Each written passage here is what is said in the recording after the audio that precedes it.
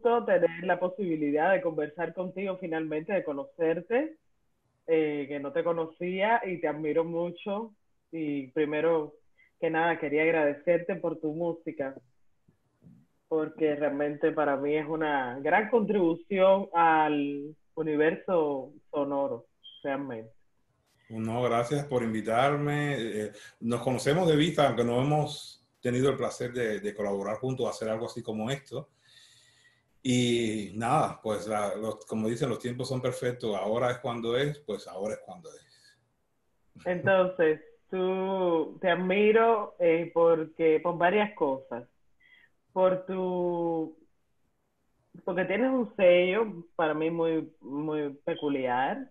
Tienes una forma bien propia de interpretar cualquier música, incluidos los repertorios clásicos, porque me parece que eres un afrocubano role model cuando Oh, tiene que wow. ver con la promoción de la cultura y de las raíces cubanas, de la diáspora africana, tú sabes, no sé, me parece que la gente que habla de la cultura cubana tiene que hablar de ti.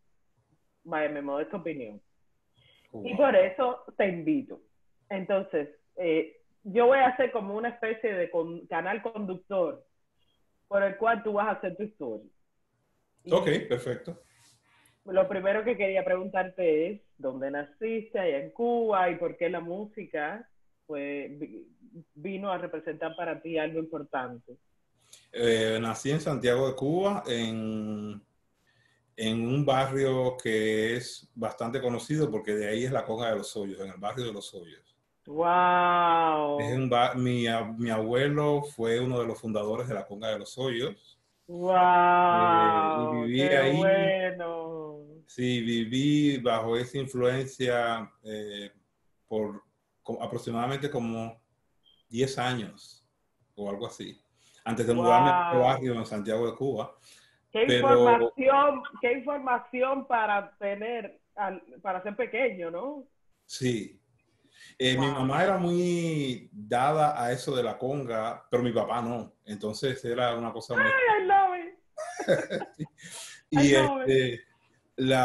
además esa calle, además esa zona tiene una calle que se conoce como la calle de la religión afrocubana, pero bueno, yo no, o sea, por la manera en que crecimos en Cuba, yo no tuve tanto contacto con Exacto. eso, pero de todas maneras yo creo que sí, que era parte de mí, mis abuelos y toda esa tradición, y yo Ujú, siento que todo eso es parte de quién soy. Y, ujú. y mi mamá era, no puedo decir pianista, pero sí estudió piano 8 años. Parece que en la familia todo el mundo tenía que estudiar piano. Todas mis tías estudiaron piano y mi mamá fue la que más años estudió. Todas estudiaron 3 y lo dejaba. Mi mamá estudió Las 8 años. señoritas de bien tenían que estudiar Las piano. señoritas de bien y sobre todo por la misma cosa racial, las señoritas bitonga de que tocan el piano. Muchachos, las señoritas de Todas se bien hicieron había que tocar maestras. piano. Y entonces ya para cuando yo crecí el piano ni se usaba, pero crecí viendo el piano y yo insistía que quería tocar el piano y me trataron ¿Verdad? de poner como una maestra que había enseñado a mi mamá, que era su madrina cuando yo tenía 5 años y la señora falleció, entonces no pude empezar y yo insistí y por suerte mi mamá se enteró de las pruebas del conservatorio con tiempo y pude empezar en el conservatorio Esteban Salas de Santiago de Cuba Qué bueno. en tiempo, no tuve ¿Y o qué sea, tal? un año y después convalidar, no, todo ¿Cómo perfecto. fue la experiencia? Es decir, ¿qué tiempo estuviste estudiando en ese conservatorio? ¿Cómo fue la experiencia tuya de pronto de cambiar a ese sistema de enseñanza? Para mí fue muy natural porque como uno empieza tan chico, como es lo que llaman carreras largas y eso, Ujú. hay dos cosas. Yo empecé la escuela adelantado, entonces en lugar de con 5 empecé con 4 Ah, yo y a esa también, edad uno no se da mucho cuenta de lo que está pasando. Entonces, igual también. empecé en el conservatorio a una edad bastante, un año más joven que el resto, entonces no tenía mucha conciencia, para mí era igual. Y además era más cerca de mi casa, el conservatorio, que la escuela donde estaba anteriormente. Pero fue un principio un poco lo que decimos no tormentoso ni mucho menos, pero lo que llaman en inglés bumpy, porque entonces no había maestra en ese momento y tuve que esperar como un mes para poder empezar a tomar clases de piano, cuando contrataron a una maestra que empezaba ese año y su nombre es Lucy Wong o Lucía Wong, que fue quien me puso las manos en el piano. Y yo tocaba a mi manera, yo me sabía de oído todo lo que estaban tocando mis compañeros, pero lo mío no me lo estudiaba bien. Entonces los primeros años de estudio tenía como una reputación de, él es talentoso, pero no sabemos si va a dar la nota porque realmente él hace lo que él quiere. Como a uno le ponían de chiquito ese tipo de frame y eso te marcaba mucho de tu desarrollo en la escuela misma de música, de arte, ¿verdad? Sí, es cierto. Quizás eso mismo de que como había un frame y yo estaba fuera del frame, yo quería tocar otras cosas. Exacto. Eh, Mi mamá me enseñaba en la casa a tocar cosas que tocaba ella, tocaba música, cosas de música popular y qué sé yo, y lo que menos no me enfocaba en hacer lo que había que hacer para la lección. Entonces yo creo que, siempre, que al principio había como un poco de duda, al punto que cuando llegué al cuarto año me iban a expulsar de la escuela. A mí, yo el primer año iba a entrar de segundo para tercero y me suspendieron por relajación, porque yo no entendía lo que era relajarme. Ya. Y entonces el año siguiente ya parece que entendí y me aceptaron. Entonces entré en cuarto año en vez del tercero, piano, porque no sabía cómo relajar la mano. Eso se lo tiene que enseñar una profesora. Sí, es cierto. Pero bueno, Hay muchos términos que para un niño uno no entiende. O sea, uno entiende lo que es relajarse, pero ¿cómo relajo el músculo? ¿O de qué me no, estás hablando? y que tenías que tener la mano en una cierta posición y a la vez relajar la muñeca. Entonces, esa coordinación de diferentes movimientos a la vez, como tú lo haces, y tú eres Exacto. un niño, ¿entiendes? No, por Yo suerte me traumaticé mi por eso. maestra era genial. Era una persona en general muy relajada y enseñaba toda esa parte de lo que llaman el portátil, la relajación muy bien. Esa parte estaba bien. El problema es la disciplina de tráeme la próxima lección esto. Y yo traía Tacho. cualquier cosa. Entonces, cuando ese Ah, evento, perdóname, el sistema yo creo que asumía que tú tenías que estudiar como 4 horas diarias siendo un niño, nada más a piano, y después lo demás, más o menos, ¿no? sí, sí es cierto. Aunque bueno, me imagino que también te pasó a ti, no te pasabas el día entero en la escuela, desde las 8 hasta las 6 de la tarde. ¿A qué hora entonces tú estudiabas? ¿A qué hora vivías? Bueno, en mi caso, Jorge Gómez me decía, dice que él estaba siempre estudiando piano y veía a los chiquitos por la ventana. exacto. Lo que pasa es que en mi caso, el piano con que mi mamá estudió estaba tan viejo y tan malo que nos dieron la opción a varios estudiantes de estudiar en la escuela. Entonces, literalmente empezaba, no tanto cuando estaba Qué chiquito, pero bueno. ya cuando estaba como en quinto año, empezaba la escuela y cuando se acababa la escuela me quedaba en la escuela hasta las 9 o las 10 de la noche. Ah, ok. Que era parte estudio y parte, ¿sabes? Fiesta. No fiesta, pero todos Exacto, quedábamos ahí jugar, relajando a muchas jugar. cosas. Pero sí, sí estudiábamos y hasta que llegó el momento de hacer el pase de nivel, que entonces sí, mi maestra como que me puso me apretó todos los tornillos. Tienes que pasar, tienes que no sé cuánto. Me daba clases en su casa. Y ya los 2 últimos años a nivel elemental fue que di como un vuelco a tomarlo mucho más serio, a escuchar más a unos asesores rusos que teníamos. Siempre tuve asesores rusos, pero bueno, tenía mi nivel de indisciplina, pero los 2 últimos años con una maestra rusa que se llamaba Reda Kamiskene y mi maestra atrás de mí, eh, desperté y A mí empecé a eso estudiar bien. a mí me fascina. Yo siento que hay algunas personas en la academia que lo están haciendo, están estudiando las narrativas, la influencia de las narrativas soviéticas y del campo de Europa del Este en nuestra identidad como cubanos, porque hay muchas personas que tuvieron esa incidencia de una metodología estrictamente rigurosa y que te sacaba a un nivel de performance extremo, aunque a lo mejor fueras un monstruo para llegar allí, ¿no? Pero bueno, Sí, ¿sabes? Y entonces eso influyó mucho la vida de muchas personas en Cuba y eso no creo que se le dé demasiado énfasis cuando se habla de la identidad de los cubanos, ¿no? bueno, sí, yo pienso que la formación, una de las cosas que nos ayudó, por lo menos a mi generación, era esa influencia rusa tan fuerte, que no era solamente en los instrumentos. Me acuerdo que había profesores de violín y de piano, y siempre tuve, desde segundo año, eh, pero también de solfeo y de todo. O sea, estaban ahí constantemente, era una presencia, era como un ejemplo. Y también era una época de oro porque venían muchos artistas rusos a tocar. Y yo me acuerdo, no rusos, del campo socialista en general. Y yo me acuerdo mi primer recital fue una gran pianista, premio de Chopin, Alina Cherin, Stefanka, pianista polaca. Y yo me acuerdo incluso de lo que tocó. Yo era un niñito y eso me inspiró. Mira, eso era como un ejemplo. Eso es lo que hay que hacer cuando uno da un concierto, porque yo no entendía bien cuál era el chiste Exacto. de un recital.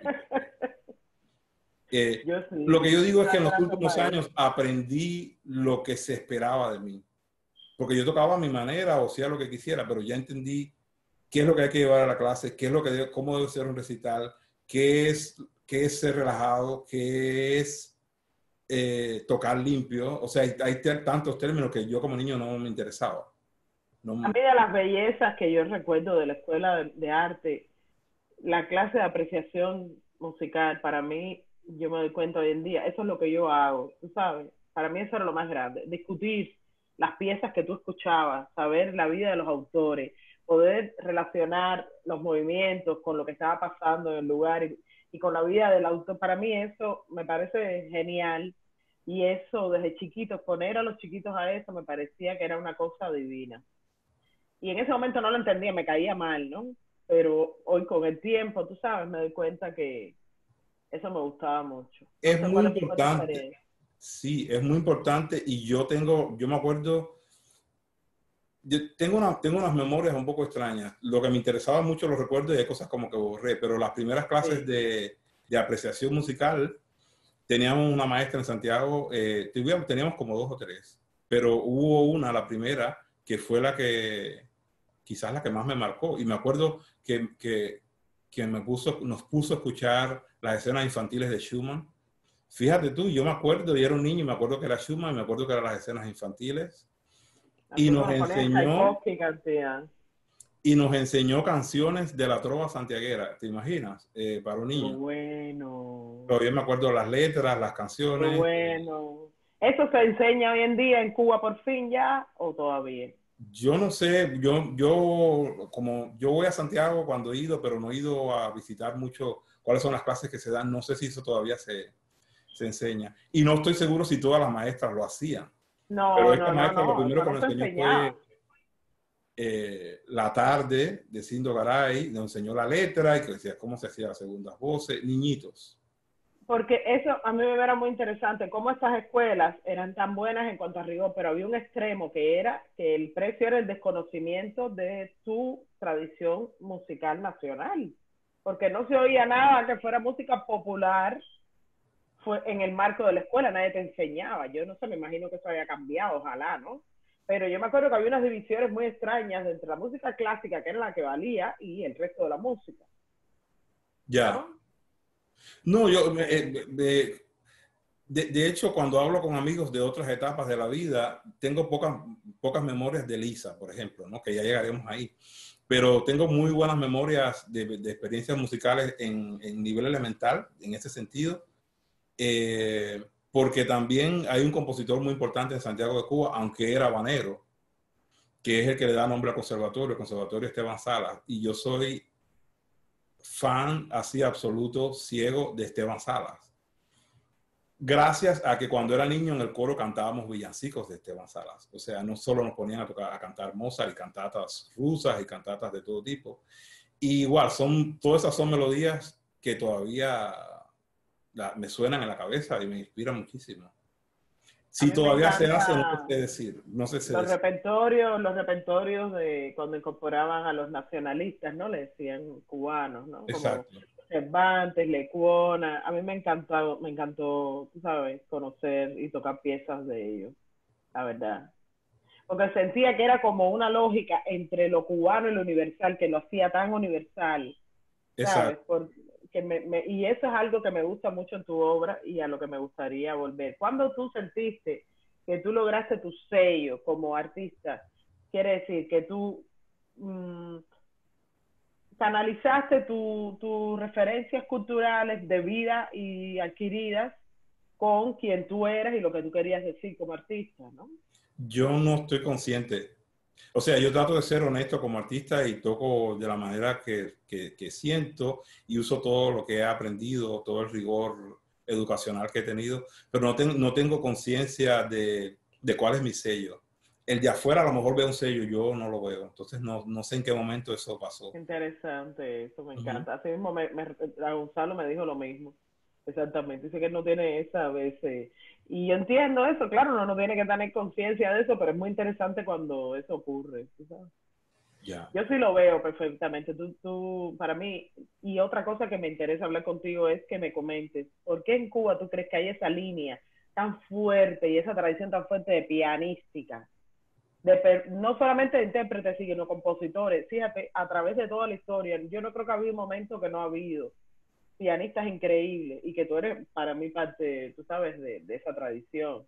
¿A qué tú crees que se debe? Realmente no sé, yo creo que es una especie de suerte que se da en algunos países, como Argentina también tiene una tradición pianística muy grande, ¿no? Pero sí, tienes razón, en todas las épocas ha habido excelentes pianistas, desde el siglo, bueno, un poquito antes de Saumel incluso. Siempre ha habido grandes pianistas y una tradición seria. Seria. La gente en Cuba se ha tomado el piano seriamente, la verdad. Exacto. Es muy bonito, tú sabes, dar una clase, tú sabes, de la tradición de la pianística cubana, históricamente es una belleza. Y dime una cosa, de las voces femeninas que marcaron tu vida musical, Teresita Fernández fue profesora tuya. Tercita Junco, Teresita Junco, perdón. Fue no, profesora tuya. no. Iliana, Ileana Bautista. O sea, sí, cuando Bautista, hablo, sí. siempre digo que en mi currículum o mi biografía no los menciono porque no quiero que se me quede alguno fuera y se extiende. Hay gente que tuvo suerte de tener un maestro o dos, yo tuve muchos maestros. En el nivel elemental, como te dije, Lucía Wong, que me Mm. defendía a capa y espada y le debo mucho. En algún momento tuve un interludio de que tuve otra maestra también muy importante de Santiago de Cuba que se llama Lina Fernández. Entonces, después del pase de nivel, que empiezo a estudiar en la ENA, estuve con César López, Ah, mira tú. Wow, tremendo que fue una músico. influencia intelectual, aunque estuve con él muy poco tiempo. Estuve como un año y medio o algo. Y después entonces viene otra persona muy importante, Ileana Bautista, que Mm. fue mi maestra los dos últimos años de nivel medio y quizás un año o dos de nivel superior en el Instituto Superior de Arte. Y fue la persona que me impulsó a ir a concursos internacionales, porque yo igual no tenía conciencia de... Había una eliminatoria y yo lo sabía, pero a mí yo no... Y había concursos unidades, pero a mí yo no estaba. Tienes que Claro. ir y vas a hacer esto y qué sé yo. Y me enseñó a pensar como músico, o sea, a poner En tu el músico carrera, detrás del tu intérprete. carrera, Sí. tu Entonces es una carrera. persona que es muy importante. Entonces después Qué se chévere. fue ella y estudié con Stanislav Kochekin, un maestro ruso que había en Cuba, que vive ahora en Barcelona. Igual el repertorio que aprendí con él todavía lo toco. Y Wow. sí, y con él aprendí eh, muchas cosas rusas que ya yo no las cambio, porque es como, viene como dicen de la boca del lobo, no viene de un ¿Te ha experto. pasado que te has encontrado con gente que haya tenido esas referencias similares y a veces te entienden mejor que con otras personas cubanos o otros lugares? Constantemente, o sea, ya no, pero cuando iba a concursos, cuando estaba más joven que iba a concursos, que hablaba con los rusos o con la gente del campo socialista, tenía mucha más afinidad que con gente de otros países, por Una la cosa loquísima. tradición, por la manera de tocar, por el repertorio, Porque por teníamos haber los sido mismos pioneros. muñequitos, los mismos muñequitos veíamos. Exacto, exacto. Por ejemplo, hay un estudio de Rachmaninoff que le llaman la ventisca. ¿Quién de nosotros no vio la ventisca de los muñequitos? Una cosa como Prokofiev es que mientras más personajes tenga, más vida toma. Todos esos personajes son de la infancia de nosotros El viendo los... exposure que nosotros tuvimos a música clásica, pero increíble. Exacto. Era increíble el universo sonoro. Yo me pongo a pensar de que los cubanos, desde que éramos chiquitos, por lo que estuvimos expuestos ahora. Así increíble. Y de todo tipo de arte, ¿eh? Porque también había exposiciones de arte Por ruso, supuesto. ni hablar del ballet y ni hablar de las películas rusas.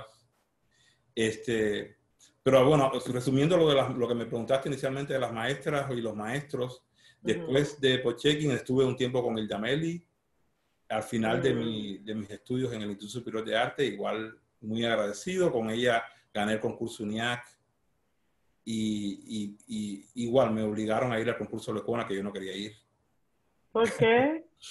¿No te Porque ya gustan había los ganado el premios, UNIAC y concursos? había ganado el Musicalia, que es un concurso que hacen en el ISA, y me iba para México. Y el otro era como en agosto y tenía que aprenderme 60 Ah, cosas de ya. Lecona que yo no quería Wow. hacer. Y no, sí, pero lo tuve que hacer y se lo agradezco. Fue muy importante después Ay, porque qué bueno. de puertas y de repertorio. Y después de ahí terminan de cierta manera mis estudios en Cuba. También estudié con Silvio Rodríguez Cárdenas de manera privada. Ah, mira, qué chévere. ¿Y Eh, por qué te vas de Cuba? Que cuando tú eres, digo yo, hijo de esa generación que nos fuimos, la vida nos llevó a tomar esa decisión sin haberlo premeditado en muchos casos. exacto. Bueno, cuando yo estaba en primer año, en el último año de la ENA, bajo los empujones, por decir de alguna manera, o el estímulo de Ileana Bautista, participé en unas eliminatorias para ir a Checoslovaquia y fui a Checoslovaquia. Y estuve un tiempo en el concurso, conocí Praga, conocí muchas cosas y regresé. Hay que ver. Entonces después, cuando estaba como en primer año de Lisa, gané una eliminatoria en Cuba para ir a Teresa Carreño la primera vez. Igual, era el concursante más joven, creo que tenía, no sé, 19 años, una cosa así. Y regresé y me empezó a crecer la inquietud de qué sería vivir afuera, qué sería eso que yo había vivido, de tocar afuera, hacerlo. Y pensé, y a lo mejor, bueno, a lo mejor si voy a otro concurso y me hacen alguna otra propuesta, porque en Venezuela me habían hecho propuestas esa primera vez. Digo, si me sale otra propuesta, lo hago. Pero las madres siempre son sabias. Y mi mamá me decía que no te vayas así, si te hacen alguna propuesta sin un título, porque vas a empezar de cero de una manera que no te va a convenir. Entonces esperé hasta el quinto año de Lisa. Ese año gané el concurso UNIAC y gané el Musicalia. Y en aquel tiempo, quien ganaba el Musicalia le daban una gira a México. Chévere. Y entonces, ganando el Musicalia, por eso no quería ir al concurso Lecona, me fui a México después de varios meses y ya en México aparecieron propuestas para enseñar, aunque no tenía papeles como para trabajar en alguna institución, pero yo tenía muchos alumnos privados y tenía muchas propuestas de tocar en Puebla y tocar en el Festival Palafoxiano de otro estado de México y tenía mil cosas. Y ya cuando vine a ver me quedé y estuve viviendo en México 2 años, que es como mi segunda Wow. patria. Qué bonito, muy bonito México, me encanta. Y ya estando en México, igual estaba demasiado joven para no tener maestro y a través de unas amistades conocí a un maestro que había sido alumno de Bela Bartok, que se llama Isvan Nadas, y vivía en otra ciudad. Yo vivía en el DF, en el Distrito Federal en aquel entonces, y él vivía en Cuernavaca. Y esta persona que era como una madre para mí, que se llama Dora Luz, me decía, ¿por qué no lo llamas? Si a lo mejor te puedes ir los fines de semana a tomar clases. Lo llamé, me aceptó como maestro, como alumno. A Dios gracias no me cobraba, yo tenía Wow, qué muy poco dinero. chévere. Qué Acababa de bueno. llegar. Y estudié con él. Esas personas que te ayudan, así no sabes, ¿verdad? En un momento determinado de la vida, el impacto que pueden tener en tu vida, Súper, súper importante. ¿verdad? Y entonces estudié con él todo el tiempo que estuve en México, hasta que por un azar del destino terminé en los Estados Unidos. O sea, mi income, mi manera de hacer dinero en México era acompañando, además de las clases privadas. Entonces me llamaban gente para que lo acompañara y me llamaron un chelista y un violinista que los acompañara porque tenían una audición para una universidad en Estados Unidos, que había venido el director de la orquesta de Estados Unidos a México a buscar cuerdas, más que nada para la orquesta, y que, sí, yo te acompaño, sin problema, que vamos a tocar la sonata de Shostakovich, y tú que vas a tocar, ¿no? Una sonata de Beethoven para violín, y entonces fui con ellos a esa audición a acompañarlos, y cuando terminé, el director de orquesta me preguntó, con un traductor, porque yo no hablaba inglés, que le preguntaran al pianista si él quería también aplicar para las becas. Le dije que no, que yo era cubano, que además estaba ahí sin papeles, que yo no toco violín. Y dice, no, dice el director que toques algo solo, que si puedes tocar algo solo, así con gusto. Toqué 3 cosas de 3 diferentes estilos, Prokofiev, un preludio y fuga y no me acuerdo qué. Y entonces me dice que si me quería ir con ellos. Y le digo, como sin tener el idioma ni nada, que no me preocupara, que en 8 meses ellos tenían un programa que iba a aprender inglés. Yes. Y eso fue en junio, y en agosto, finales de agosto, 27 de agosto, ya estaba en Estados Unidos estudiando inglés, y cuando terminara eso empezaba la maestría. Olvídate. Era parte de tu destino que tú ibas para afuera. Exacto, ni fui a la frontera, ni... El día determinado te soltaron, dale, es tu día. Exacto, son cosas así que yo mismo ni sé. Así y bueno, ya mismo. ahí llegué aquí a Estados Unidos, estudié en la Universidad del Sur de Mississippi con un maestro que se llama Stanley Waldorf, que casualmente había sido alumno de mi mismo maestro que había sido alumno de Bartók. Wow. Conexión total. Conexión súper extraña, cosas de esas. Wow. Y cuando acabé la maestría, igual, yo estaba listo para colgar los guantes. Ya tengo una maestría. Exacto. Y las madres otra vez siempre, no señor, usted tiene que seguir y tiene que acabar el doctorado. Y también, hablando como cosa social, también es un problema de conciencia socio-racial. Es un instrumento. Es un instrumento que tú usas a tu favor. Exacto. Porque no lo necesitas. Yo no sabía lo que yo estaba haciendo cuando yo estudié un doctorado aquí. Yo dije, ¿qué estoy haciendo?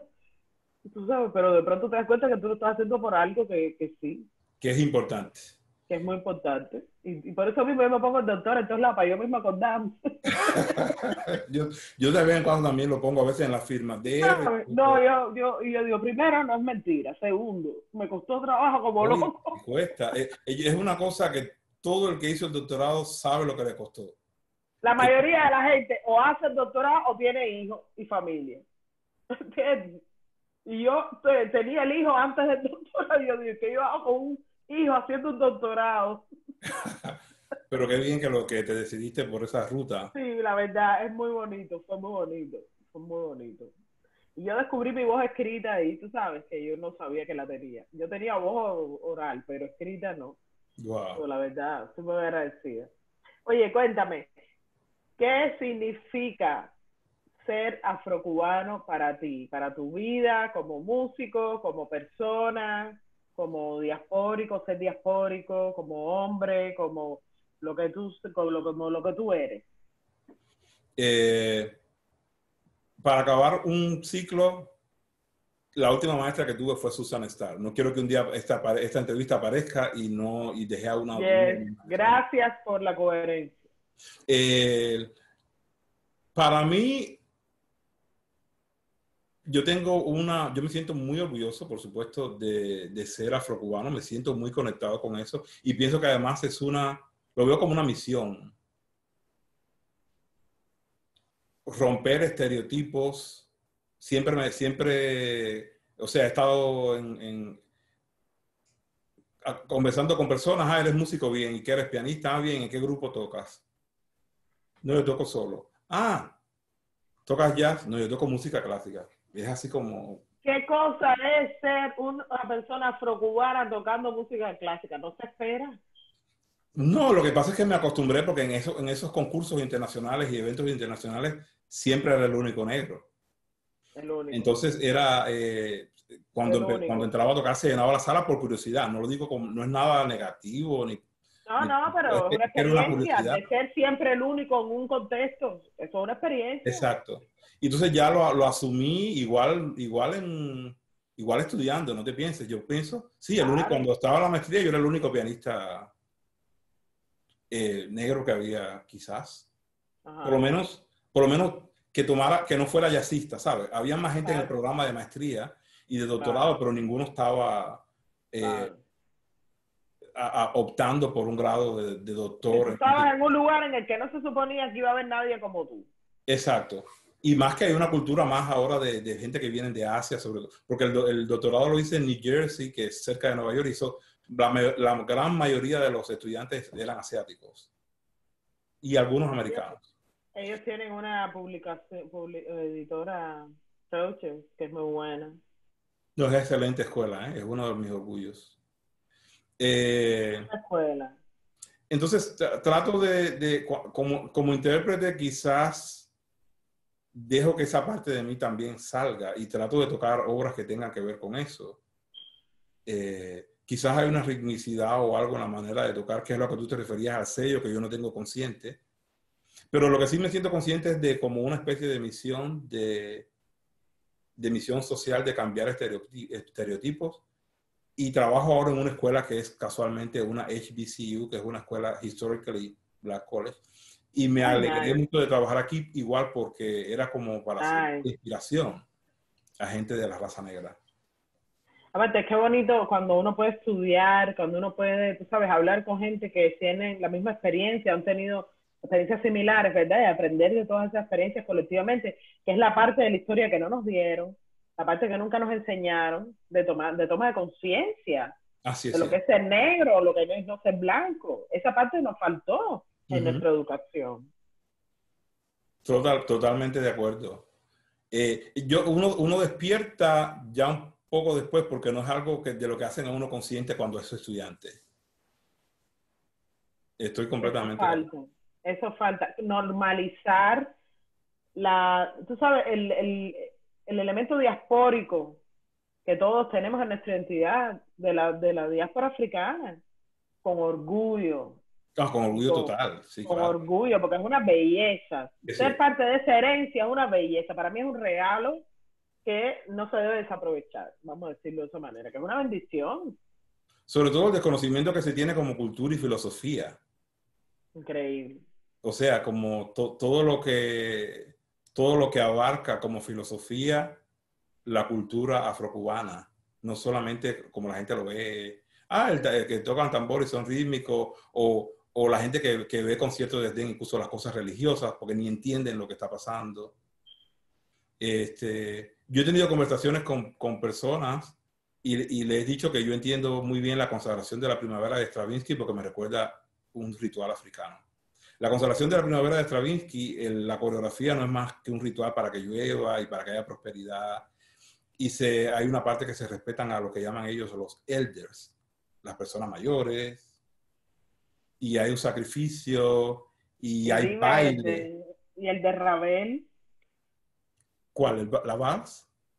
el del... El... Ah, el bolero. El bolero. Sí, sí, ¿Qué sí. cosa es eso? Sí, increíble. Eso es algo inexplicable. Sí, es cierto. Es una trayectoria. Una de mis obras Es, favoritas, ¿eh? Una de las, no, no, que no no. me gusta, no me gusta cantarlo porque entonces se me pega el día entero. Ay, no. Ay, no. Ay, no. Pero yo lo tengo ahí porque a mí me viene de pronto melodía y digo, wow, y me traen unos recuerdos. Eso es lo bonito de la música, ¿verdad? Sí, es cierto. Que es todo un universo a través del cual tú puedes entonces, acceder a momentos, a lugares, a culturas, a formas de pensar, a religiones, filosofía. Es una puerta de Exactamente, a entrada. filosofías. Una puerta de entrada.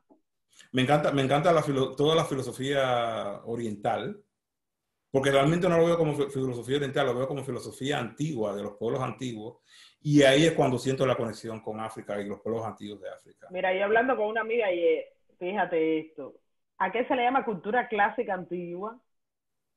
A los griegos y los romanos. ¿Por qué? ¿Y qué es lo que celebramos de esas culturas? Los egipcios. ¿Y por qué a los egipcios no lo hablamos como lo clásico, que es lo que es en realidad? Porque Exacto. eso porque viene de los negros. Bueno, No son clásicos. es como el dicho ese que dice que mientras el león no tenga historiador, todas las historias van a glorificar al cazador. Entonces es un poco así, ¿no? El que crea la historia va a tirar para su lado. Bueno, los griegos, y Es cuando hay que, tantas cosas clásicas, incluso ¿cómo egipcias. accedemos? ¿Cómo accedemos a los conocimientos del antiguo egipcio a través de los egiptólogos? ¿Dónde están? En las universidades de Europa y Estados Unidos. Los occidentales, pensamientos egiptológicos. Pero es que eso es la manera en que los occidentales miraron a Egipto. Pero hay otras formas de ver Egipto Por supuesto. que no pasan por ese filtro, que están en las personas que han llevado, tú sabes, la cultura, las tradiciones a través de los años, la han respetado y saben lo que es, y que tiene que ver con principios de paz, armonía, justicia, balance, Pero conexión bienestar. con la naturaleza, conexión total Bien. con la naturaleza. La naturaleza es todo, es el arte. El arte está ahí. Exacto. Qué bueno hablar contigo, me gusta porque me inspira. Igualmente. Óyeme, cuéntame, ¿qué estabas haciendo? Bueno, en primer lugar, eres un nominado a los Grammy Latinos y al Grammy. ¡Woo! Oh, wow. Hello, hello, ¿por qué no? Y entonces, ¿qué se siente ser nominado así a los premios más importantes o de entre los más importantes? Porque tú has ganado muchísimos otros premios. Cuéntame de esa Eh, parte. es, es inspirador y te hace miembro de la academia, que es algo muy importante. Y es muy regocijante ver que otra gente reconozcan el trabajo de uno.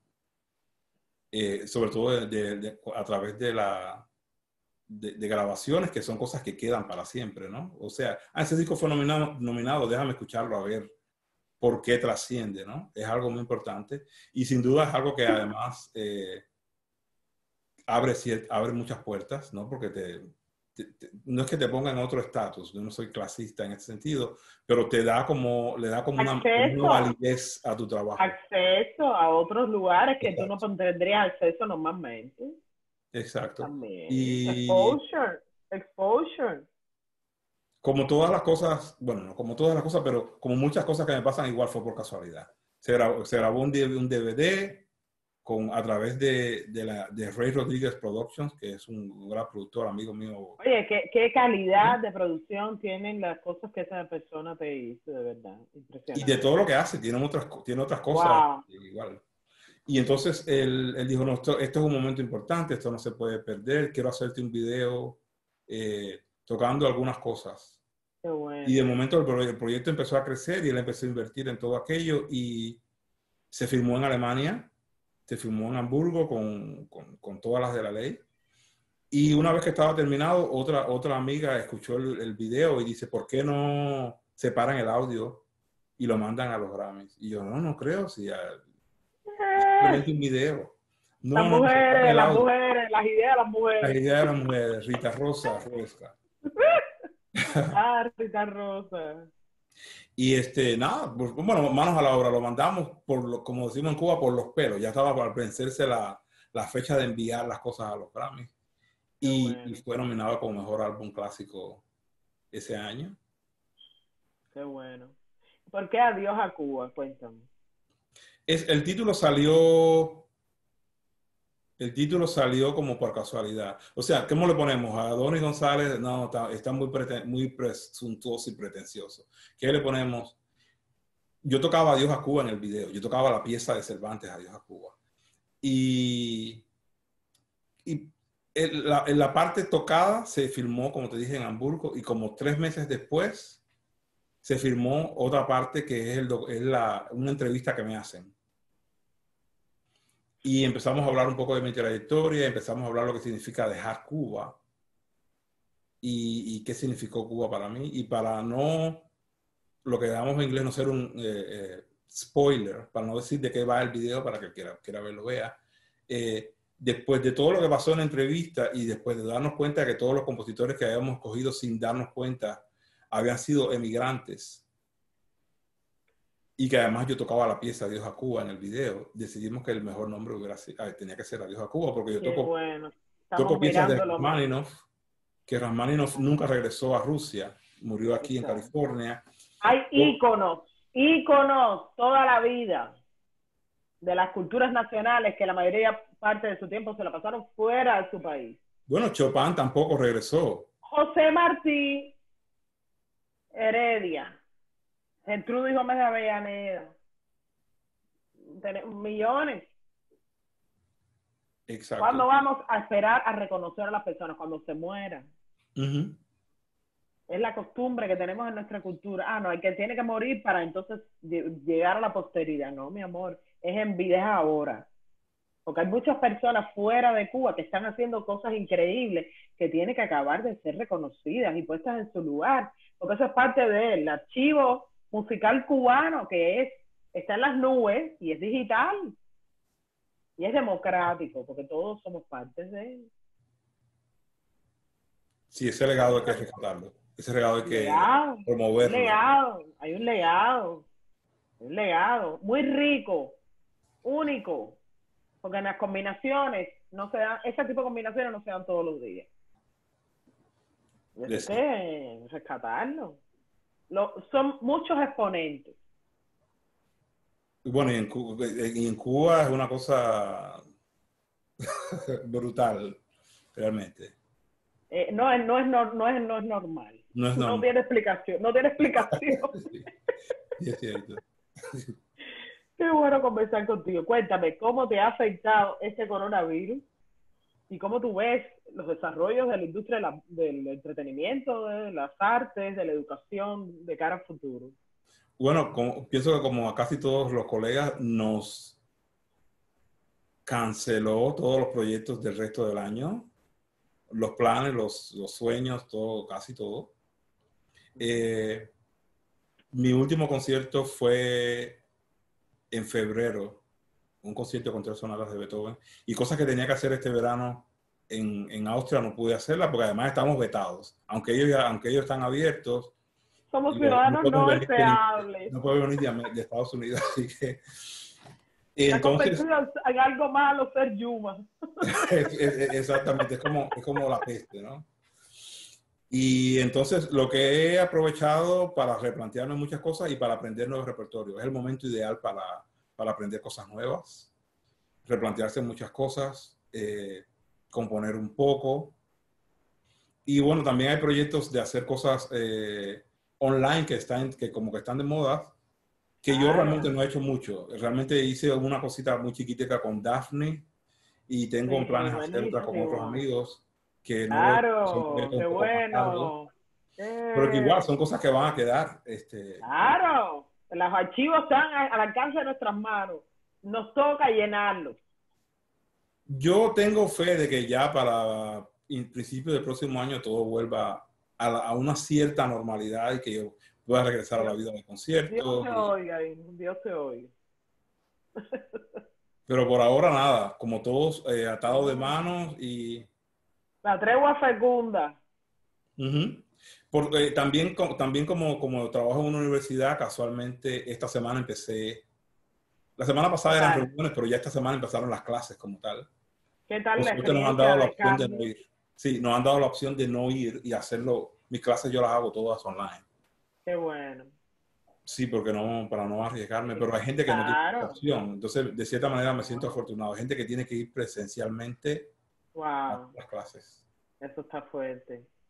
¿Y la experiencia de la enseñanza online, qué tal ha sido? Ya me acostumbré porque empezó a finales del semestre pasado, antes de que empezara el verano, y sí fue una locura total, cambiar todo para online. Pero ya uno tiene como un equipo formado aquí en mi mesa, con buena luz, con un micrófono profesional para oír al estudiante y settings para Zoom y para Google y para todas las cosas, las diferentes plataformas que los estudiantes necesitan. Y ya como que estoy más cómodo con enseñanza online. Es bueno cuando uno se acostumbra a usar estas herramientas, la verdad, en beneficio de uno, ¿verdad? Lo ayudan a uno cantidad. Sí, porque además se da uno cuenta de cuán ignorante era de la tecnología y te obliga a ser un poquito más experto en eso. Y estamos en el siglo XXI, es importante, de todas maneras. Y sobre todo, todas esas personas que yo veo que de alguna manera quieren establecer cánones y al margen de este mundo, del Señor, ¿cómo tú puedes dividir el conocimiento? ¿Sabes? Porque aquí el conocimiento está circulando todo el tiempo. Sí, es cierto. Ah, lo que no tiene los mismos reguladores que antes, porque no es el que vaya a la universidad tal o más cual, no. Es el que sepa cómo utilizar las aplicaciones y cómo poder llevar su arte, tú sabes. Yo creo que eso tenemos que ayudarnos unos a otros tú sabes, posibilitar a la gente, a mí me parece, ¿no? Las herramientas para que cada cual que quiera hacer sus propios negocios, sus iniciativas, pueda tener acceso a las cosas mejores, porque, ¿sabes? Esa cultura de colaboración yo no siento que exista mucho y hace falta en el mundo de hoy. Completamente. No, también he tenido tiempo, de, como dices, de estar más presente en las redes sociales, de actualizar, por ejemplo, la página de uno, que uno siempre se va quedando ahí. Tiene muchas desventajas lo que está pasando, pero dentro de todo siempre hay manera de hacer lo mejor que se puede, de sacarle alguna ventaja al tiempo de, no quiero decir de desgracia porque no me gusta usar palabras fuertes y creo en la palabra, Es pero al una crisis tiempo de emergencia, de una salud, de de emergencia de emergencia, salud, exacto. una crisis. Oye, 1 millón de gracias, un placer muy grande. Todo Te mío. deseo mucha suerte en tus proyectos futuros y aquí estamos para colaborar, ya tú sabes. Igualmente, y te felicito por tu proyecto. Esto Gracias. va a quedar, todas estas entrevistas que estás haciendo tan interesantes van a quedar para la historia. Es algo muy interesante y muy importante. Sobre todo el enfoque que le Gracias. estás dando como cubana, como afrocubana, como socióloga, como doctora, como todo. Yo creo que es algo que hacía falta. Así que te Okay. felicito y te agradezco. Gracias. Saludos. Igualmente, Chaito.